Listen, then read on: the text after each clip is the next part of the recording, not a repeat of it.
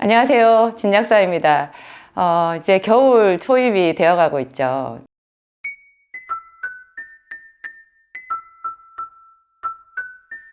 제가 여러분을 위해서 맞춤 영상 오늘 생각해낸 것이요. 수족 냉증에 관한 것입니다. 이제 찬바람이 불기 시작하면 아주 그 찬바람이 고통스러운 사람들이 있어요. 요즘에는요, 여름에도 에어컨 바람이 아주 고통스럽다라는 사람들 제가 많이 만났었거든요. 그렇죠. 그게 분명히 더운데 땀이 줄줄 흐르지만 에어컨 바람을 쐬면 이 살갗이 시린데요. 그 시린 고통은 말을 다 할 수가 없대요. 겨울이 되면 이제 손발이 차가워지기 시작하잖아요. 보통 이제 손발이 차갑다 이렇게 하면 사람들의 고정관념이 있어요. 몸이 차다. 그리고 빈혈이다. 이렇게 생각을 하는 거죠. 그 말씀 맞는 말이에요. 여러분 혈액하고 그 체온이 상당히 관련이 많다라는 거 알고 계세요? 혈액하고 체온? 예를 들면요. 제가 암 수술을 받았잖아요. 불과 이제 제가 지금 2달 안 된 것 같은데 2달쯤 전에 이제 암 수술을 받았는데 수술을 하면 피를 많이 흘리잖아요. 마취가 딱 마취가 깰 때 그 순간에 이제 무통주사를 맞아야 되는데요. 그 무통주사를 놓고 그 무통주사의 효과가 나타나기까지 한 30분이 걸리더라고요. 20분 좀 넘게 걸리는데 그 사이에 엄청난 그 통증 말을 다 할 수가 없는데요. 그때 그 통증과 함께 동시에 찾아온 것이 추위였어요. 그렇게 추울 수가 없어요. 제가 추워가지고 아프기도 아프지만 추워서 견딜 수가 없었는데요. 이게 이가 탁탁탁탁탁탁 부딪힐 정도로 아픈 거예요. 제가 알기에 그 전에 제가 이제 상식적으로 알기에 뭐 이렇게 큰 사고 같은 게 나잖아요. 뭐 버스 사고나 뭐 성수대교가 무너졌거나 뭐 이럴 때 이제 사람들이 외상을 입잖아요. 그러면 그 자리에서 이제 정신을 잃었다가 다시 정신이 돌아오면 그때 그 사람들이 아우성을 지르는데요. 그 고통 속에서 소리 지르지만 그 고통의 상당 부분이 추위라는 거예요. 그래가지고 제가 그 구조 활동 하시는 분한테 이야기를 들어보니까 그 구조 활동을 할 때 자기들이 입고 있던 옷을 다 벗어서 그 부상당한 사람들한테 덮어줬다는 거예요. 추워가지고 체온이 떨어지면서 먼저 쇼크가 올 수 있다는 거죠. 여러분 피를 많이 흘리잖아요. 저도 이제 수술을 하면서 피를 많이 흘리니까 그게 극도의 그 한기로 오는 거예요. 한기, 추워요. 피를 많이 순간적으로 이제 외상을 입어서 피를 많이 흘려도 춥거든요. 그러면 평소에 무슨 뜻이냐면 정말 우리가 상식적으로 알듯이 빈혈이 있잖아요. 피가 부족한 거를 이제 빈혈이라고 하는데 피가 부족하면 쉽게 추워요. 굉장히 춥고 또 이런 사람들이요, 금방 더워요. 추운가 하면 더워요. 이것을 어떤 원리로 설명을 하냐면요. 냄비에다가 물을 조금 붓고 가스불을 켜보세요. 냄비에 물이 금방 끓어버리잖아요. 근데 예를 들어서 커다란 주전자 혹은 커다란 솥에 물을 가득 넣고 가스불을 켜면요. 그 물이 금방 안 끓어요. 진득해요. 진득하게 천천히 한참 걸리잖아요. 그리고 그런 물은요, 금방 식지도 않아요. 금방 식지도. 이 물이 많게 되면 그것이 온도가 갑자기 오르는 것도 막아주고 갑자기 떨어지는 것도 막아주는데요. 우리 몸의 체액 그중에서도 혈액이 그런 역할을 해줘요. 그래서 피가 충분히 있는 사람, 그것을 이제 진액이 풍부하다 이렇게 말을 하는데, 피가 충분한 사람들은 쉽게 막 더워가지고 헐떡거리지도 않고요. 또 추워서 오들오들 떠는 것도 잘 없어요. 이 두 가지에 다 저항력이 있거든요. 근데 이제 피가 부족하게 되면 그 사람은 수족냉증이 오는 거 맞는 말인데요. 근데 현대인들한테는 이것을 좀 다른 면으로 해석을 할 수 있어야 돼요. 무슨 뜻이냐면 저는 제 주변에서 추위를 탄다고 하면서 땀도 많은 사람들이 자기가 손발이 차다고 열심히 생강, 계피, 뭐 홍삼 이런 거 있잖아요. 생강, 계피, 홍삼 대표 주자죠. 뭐 열대 과일 중에 두리안 같은 것도 굉장히 열이 많은 축에 속하는데요. 이런 것들을 뭐 상시적으로 겨울에 뭐 늘 몸을 따뜻하게 한다고 이런 거를 드시는 분이 있는데, 제가 그런 분들 중에서 저분은 저걸 먹으면 큰일 나는데 이런 사람들이 있었어요. 어떤 사람이냐면 맨날 두통이 있는 사람. 그러니까 상습적인 두통이 있는 사람, 그 다음에 잠을 잘 못 자는 사람들 있잖아요. 그리고 구내염이 늘 자주 생기는 사람들. 이런 사람들은요, 대표적으로 얘기할 때 이런 사람들. 한편으로는 또 몸의 어떤 부분은 차갑지만 어떤 부분은 굉장히 뜨거운 사람이 있어요. 한편은 뜨겁고 한편은 차갑잖아요. 그럼 이런 사람들이 한의원에 가서 따뜻하게 하는 약을 먹는다? 그러면 그 따뜻하게 하는 약이 차가운 부위에 가서 그 부분을 따뜻하게 해주면 얼마나 좋겠어요. 그런데 우리 몸에 한번 병이 생기잖아요. 그러면 좋아지는 약을 먹었을 때도 좋은 효과보다도 안 좋은 효과가 더 많이 나타나요. 그래서 이미 몸이 한편은 뜨겁고 한편은 차갑고 그 뜨거운 증상 중에 제가 몇 가지 예를 든 게 상습적인 두통, 불면증. 두통이나 불면증이요. 그 부분이 열이 있다는 뜻이에요.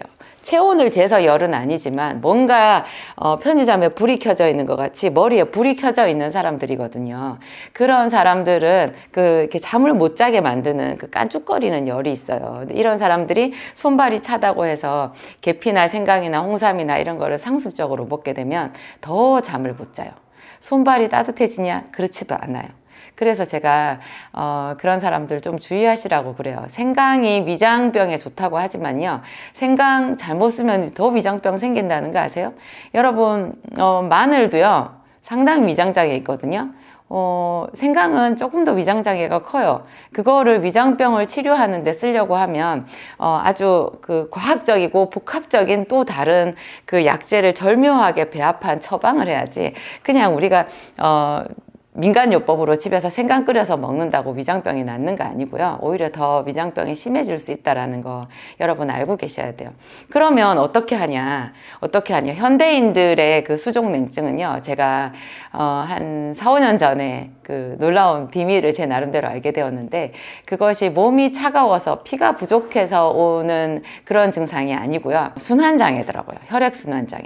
여러분 순환장애가 있는 사람이 몸의 한 켠은 뜨겁고 다른 한 켠은 차가워요. 그러니까 순환이 잘 되면 뜨거운 쪽의 열이 차가운 쪽의 열로 분산이 되거든요. 어떤 원인에서인지 그 사람은 혈관이 막혔든지 무슨 수가 나서 순환이 잘 안 되는 거예요.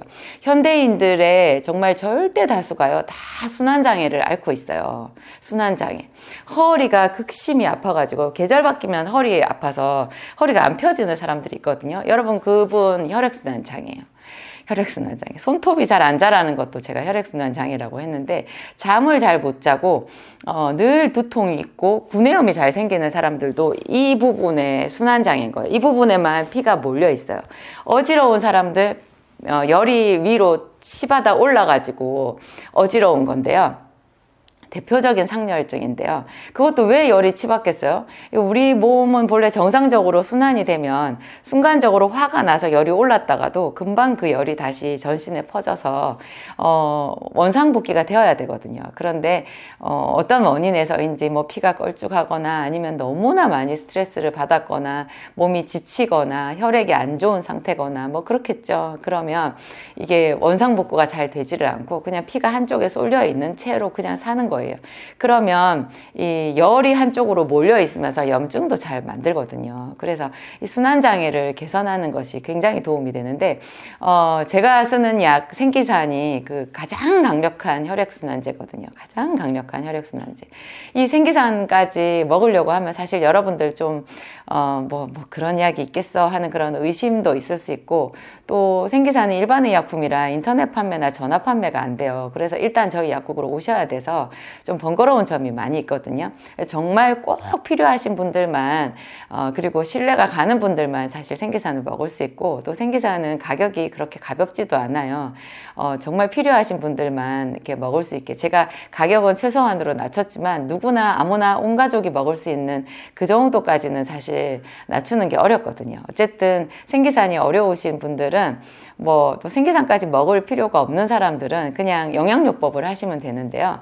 대표적인 게 여러분 오메가3랑 비타민C, 비타민 B, 마그네슘이에요. 오메가3 지금 저희 진작사몰에 오메가3가 품절이 나가지고 좀 곤란하긴 하지만 하여튼 오메가3를 드세요. 오메가3가 이렇게 혈전을 없애고 피를 잘 돌게 하는 그런 작용이 있고요. 그 다음에 레시틴 같은 그런 기름 종류도 있어요. 레시틴도 혈전을 없애거든요. 감마리놀렌산 이런 것도 있고, 또 올리브유가 있어요.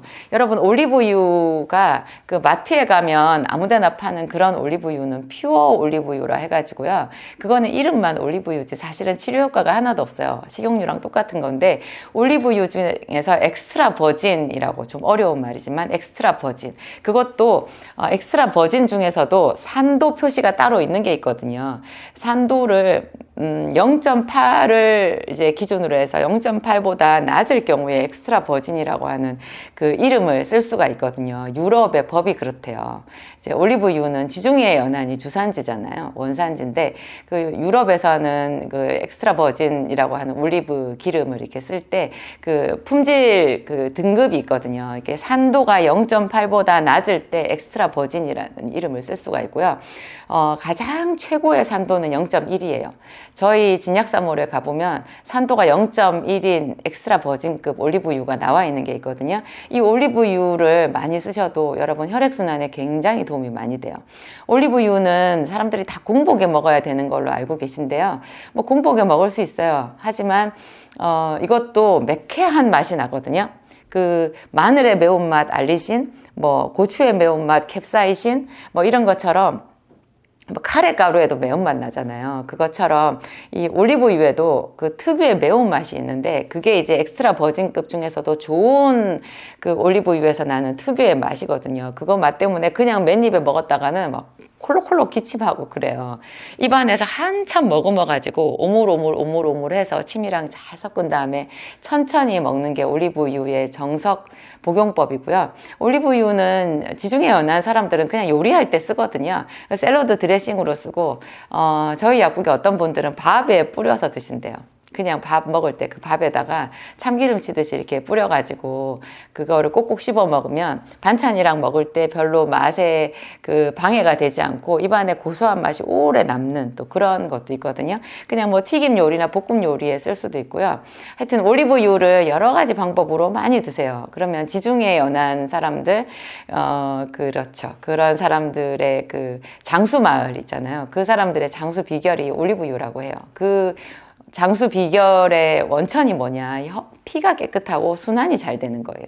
여러분, 그래서 이 순환이 그렇게 중요하거든요. 순환이 잘 되면 염증이 없어요. 하여튼 이 올리브유를 활용하는 방법. 올리브유는 그냥 기름이거든요. 음식으로 먹는 기름이라 여러분 살이 많이 찔까 하는 고민이 없다면 얼마나 먹든지 제한이 없어요. 그래서 보통 하루에 한 20ml 정도 먹는다고 하는데요. 이거를 뭐 50ml, 60ml 먹을 수도 있어요. 그거는 별로 제한은 없고요. 하여튼 이런 기름 종류 좀 활용해 보시고, 또 제가 중요하게 생각하는 거, 저희 영상의 거의 모든 제목마다 다 얘기하는 거, 비타민C 고용량. 비타민C는 하루에 한 6,000ml 정도는 제가 기본으로 먹을 것을 권하거든요. 몇 끼마다 한 2알씩 드세요. 여러분 중에 좀 더 혈관, 혈액을 좋게 하기를 원하고, 또 비타민C 나는 뭐 잘 받더라 이런 사람들은 하루에 한 10,000ml 이상 드시면 더 좋아요. 저는 하루에 한 14,000에서 15,000 정도 지금 먹고 있거든요. 비타민C 그렇게 먹으면 혈관에 탄력성이 생겨가지고요. 여러분 피부도 탄력이 생겨요. 제가 얼굴 좋잖아요. 실제로 보면 사람들이 저를 훨씬 더 좋아 보인다고, 도저히 환자 같지 않다고 그렇게 얘기를 하거든요. 제 비결이 비타민C랑 오메가3예요. 그리고 감마리놀렌산, 이것도 아주 피부에 윤기가 생기게 만들죠. 하여튼 비타민C 고용량 6,000ml 이상, 그 다음에 올리브유나 오메가3 같은 기름 활용하시고요. 마그네슘을 활용하면 마그네슘이 근육과 혈관을 편안하게 해주는 작용이 있어서 또 순환을 많이 도와주고요. 집에서 할 수 있는 물리치료법으로는 여러분 달리기예요. 달리기가 힘든 사람들은 걷다가 뛰다가 걷는 속도로 뛰는 거, 아주 천천히 뛰는 거죠. 뛰다가 걷다가 뛰다가 걷다가를 반복을 하면 이 발바닥과 심장에 적당한 자극을 주어가지고요. 피가 잘 돌아요. 피가 잘 돌아요. 이게 혈관 어딘가에가 막혀 있는 상태에서 계속 따뜻하게 하는 약만 고집하게 되면요. 여러분 몸에 많은 염증이 올 수 있어요. 구내염 더 심해지고요. 두통 더 심하고요. 잠 더 못 잘 수 있거든요. 이런 거 여러분 잘 생각하시고, 생기산을 쓸 때 제가 상열증이 아주 심한 사람, 이 상열증의 또 다른 형태가 한열왕래라는 거 있어요. 여러분 들어보셨어요? 한열왕래. 그러니까 추웠다가 더웠다가 이것이 반복해서 오락가락 한다라는 그런 뜻이에요. 한열왕래. 갱년기 증상의 대표적인 이름이잖아요. 한열왕래. 추웠다가 얼굴이 또 벌겋게 열이 올랐다가 갑자기 오돌오돌 추웠다가 밤에 잠이 안 왔다가 짜증이 났다가 막 이렇잖아요. 이것도 병원에서는 호르몬 치료를 여성 호르몬으로 치료를 하지만 저는 생기산과 비타민 요법으로 아주 쉽게 치료를 하고 있어요. 그거 호르몬제 쓰는 거요. 호르몬제 여러분 암 일으킬 수 있다는 거 아시죠? 병원에서는 뭐 암 추적하면 된다고 하는데 추적하면 뭐 하겠어요. 일단 암이 생기는 순간 그 암이라는 의심만 들어도 여러분 그 엄습하는 공포와 온 가정의 그 평화가 깨지고 제가 그랬잖아요. 저희 집에 요 근래 여러분 그 호르몬제는 웬만하면 쓰시면 안 되고요. 생기산 쓰시면 돼요. 두려우시면 생기산에다가 상열증이 진짜 심한 사람들은 제가 소생기산이라는 게 또 있는데 생기산 안에 소생기산이 포함이 돼 있어요. 소생기산은 작은 생기산이라는 뜻인데 생기산 속에 소생기산이 포함이 되어 있거든요. 그렇지만 이 소생기산을 별도로 더 추가를 하면 극렬하게 올라오는 이 열을 내려주는 소생기산은요. 머리로 올라가 있는 열을 발로 끌어내리는 작용이 있어요. 그래서 탈모증에 잘 써요. 탈모 있는 사람이요. 이 머리에 열이 있다라는 거 아세요, 여러분? 머리에 열이 있어서 그 열 때문에 머리카락이 힘이 없이 빠지는 거예요. 단순하게 머리카락 영양제만 써서 되지 않고요. 저는 이제 효모 베타글루칸 이런 거를 효모 베타글루칸 뭐 셀렌 효모 이런 거를 이제 탈모 치료에 활용하는데요. 이거를 쓸 때 생기산과 소생기산, 뭐 생기산은 너무 부담스러워하면 소생기산만 추가해서 먹어도요. 이 탈모에 상당히 효과가 있어요. 그리고 그 소생기산이라는 거를 입에 오래 머금고 있다가 삼키잖아요. 이 구내염은 그냥 없어지거든요. 그 소생기산이 위쪽에 있는 열을 발로 끌어내리는 작용과 함께 탁월한 염증 치료 효과가 있어가지고요. 이게 먹으면 입에서부터 항문까지 소화관에 있는 모든 염증을 치료하는 아주 대단한 작용이 있어요. 그래서 생기산이나 소생기산을 먹는 사람들 중에서 이제 장에 용종이 많거나 염증이 심한 사람들 내시경을 한 사례가 있었거든요. 많이 있어요. 근데 내시경을 한 의사가 이런 말을 했대요. 뭐 그 많던 염증이 용종이 하나도 없이 사라졌네요. 그런데 이건 뭐죠? 이 노란 액체는 그 궤양이 있는 부위에 그 소생기산의 노란 성분이 베르베린이라고 하는 건데요. 그 베르베린이 코팅이 된 거예요. 그래가지고 여러분 용종 자주 생기는 사람들 이 생기산, 소생기산 먹어보세요. 굉장히 효과 좋고요. 이렇게 패여있는 염증, 구내염에서부터 장까지 거의 모든 패여있는 염증을 이렇게 코팅해서 아주 안전하게 치료하는 그런 놀라운 효과가 있어요.